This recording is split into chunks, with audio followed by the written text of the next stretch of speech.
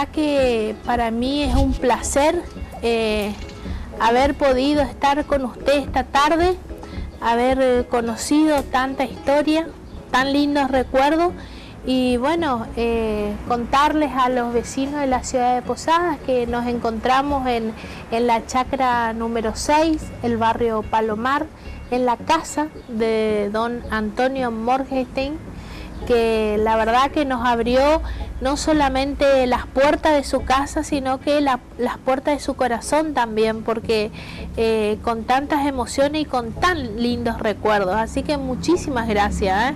A usted también, porque siempre es, no sé si es válido, pero es una pequeña aporte. Empecé en celulosa en junio del 53 y terminé en vialidad provincial en junio del 91. Yo tengo la primaria de 5º grado, porque en aquel tiempo, cuando yo iba a la escuela, era hasta 5º grado. Cuando yo me jubilo, el año 91, me jubilo para dar espacio a otra gente, porque el que me estaba esperando para ingresar en lugar mío era un maestro mayor de obra que le faltaba 2 materias para recibirse de arquitecto. Tenía universidad, Misiones, con profesionales. Directamente de escuela primaria pasaron a universitarios. Cuando llovía mucho, en la chacra 48, cuando llovía mucho, rebalsaba sobre la avenida Lavalle y para este lado, la avenida Blas Parera, que continúa la trinchera esta, era todo pasto. Entonces salían las mojarras y la tararira, las anguilas y los bagres negros, salían y quedaban entre el pasto y se morían. Y el agua venía y quedaba en esta laguna que cuando yo vine a Posadas al 47, le llamaban Laguna Negra. Tenía 2 metros de hondo y tenía todo arbusto arriba. Entonces, cuando crecía, pasaba por encima de la avenida Uruguay y pasaba al otro lado. Y el otro lado era el Campito Barte.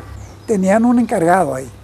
Y como ya no aparecía la familia, entonces ese encargado alquilaba 50 centavos por noche a los carros polacos que traían como huevos, gallina y ricota, manteca. Entonces, el que compraba los huevos y la manteca y la ricota era como de Selman, que tenía acá por Uruguay, y la próxima que pasa así, que como es la calle Rebollo, creo que se llama. Entonces vendían todo esto.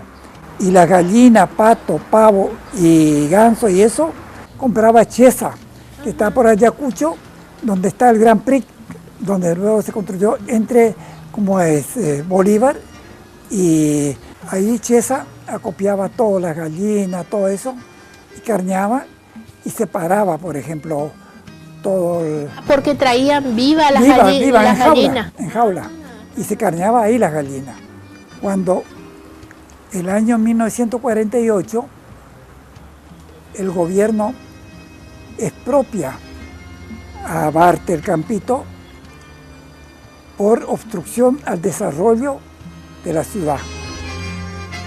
Y hace una buena ley que los lotes no podían tener más de 450 metros cuadrados de superficie, pero no puso límite de cantidad de lotes que uno podía comprar.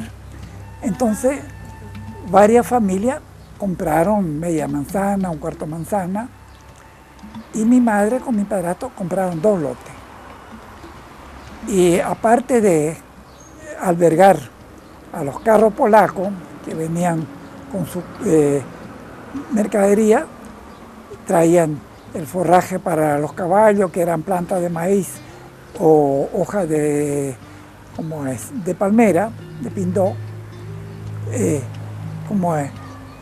Le había alquilado a la funeraria que tenía caballos cómo era? O sea, ¿cómo llevaban en carros? Carruaje, y tenían 10 caballos negros.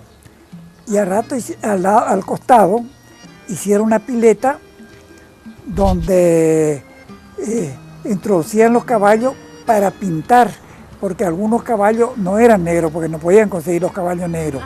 Eran caballos grandes, y como es. Entonces...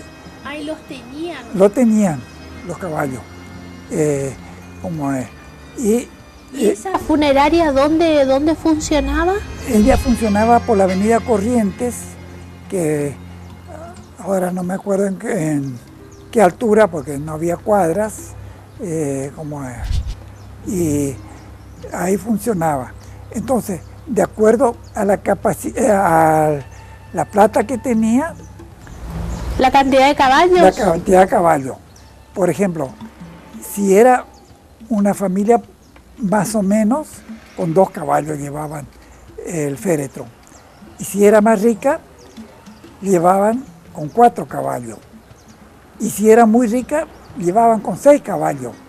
Y cuando llevaban con 6 caballos, los 2 que iban en la punta de los primeros caballos adelante, iban de frac negro, camisa blanca y moño. Y iban trotando a la par de los caballos que iban adelante, como es. Uno de ellos, ¿le puedo dar el nombre? Sí. Sí, Pacheco. Pacheco, por ejemplo, llevaba con 6 caballos. Sí. Y detrás iba otro carruaje, y atrás venía el otro carruaje con los familiares, con 2 caballos negros.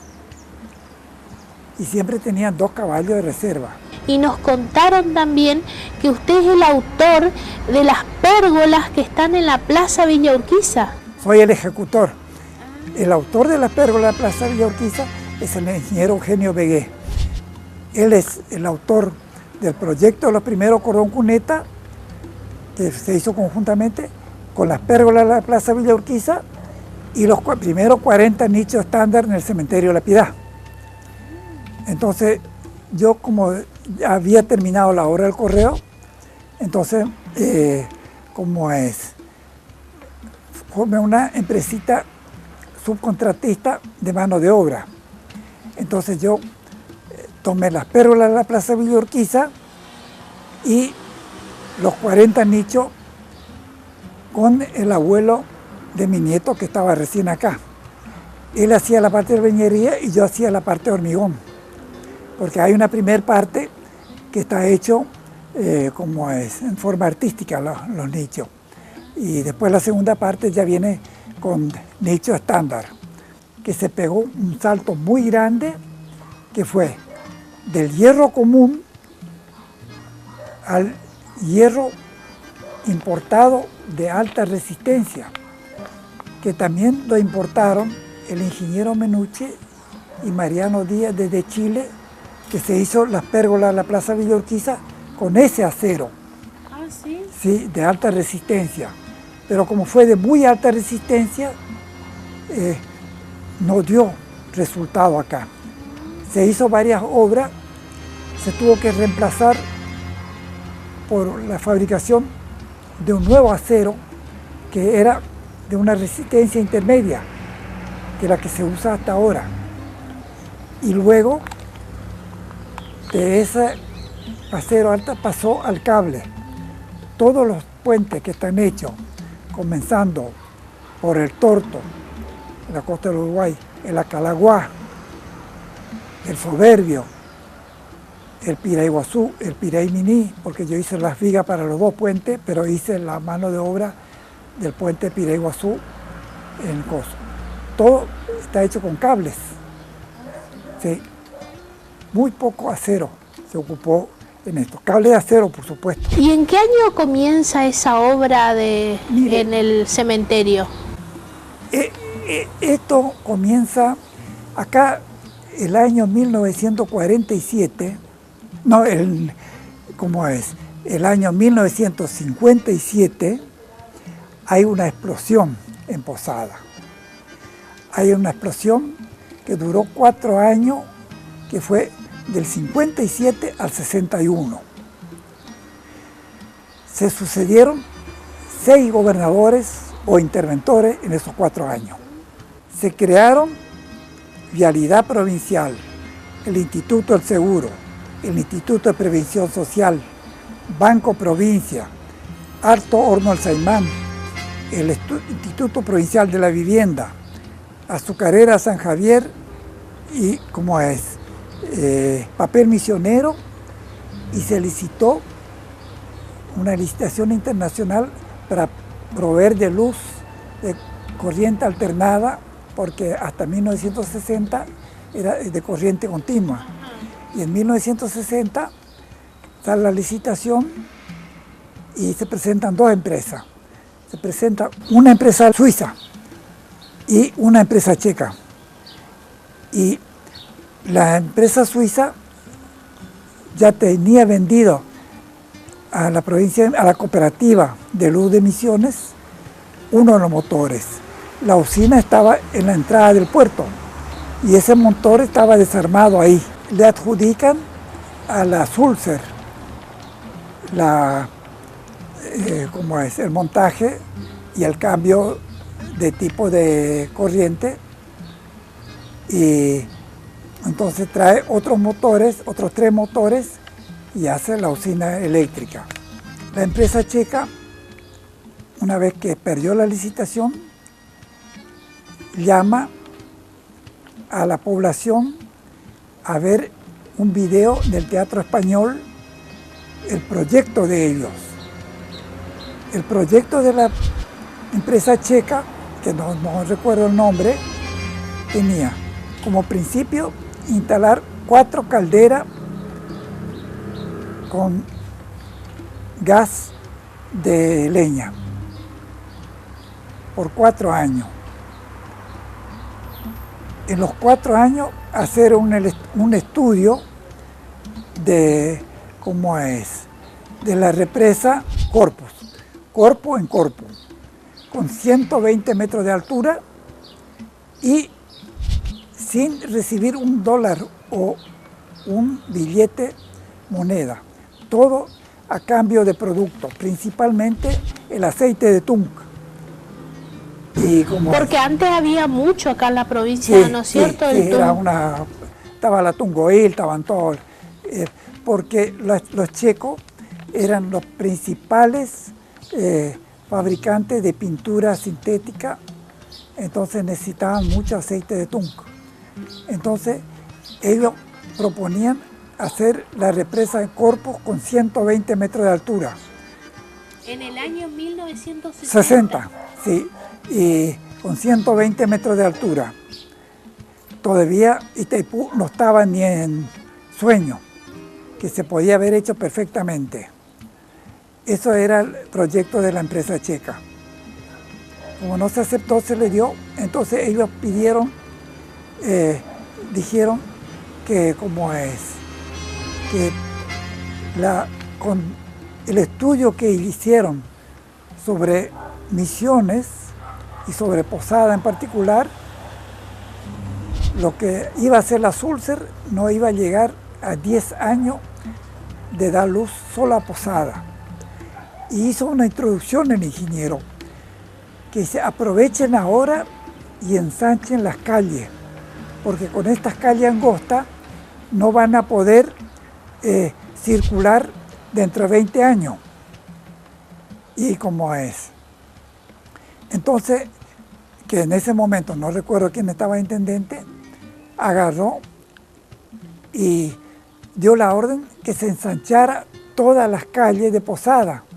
Pero surge un problema, que estaban los postes de luz y que ni la cooperativa se podía hacer cargo de correrle más a la orilla, ni la municipalidad, ninguno de los dos.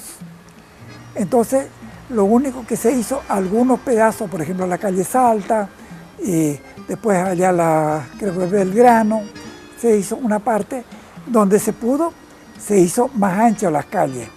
La Junín. Sí, todas las calles que como no había cordón cuneta, no había nada, entonces se hicieron más anchas. Creo que Semilla era el intendente. no estoy seguro.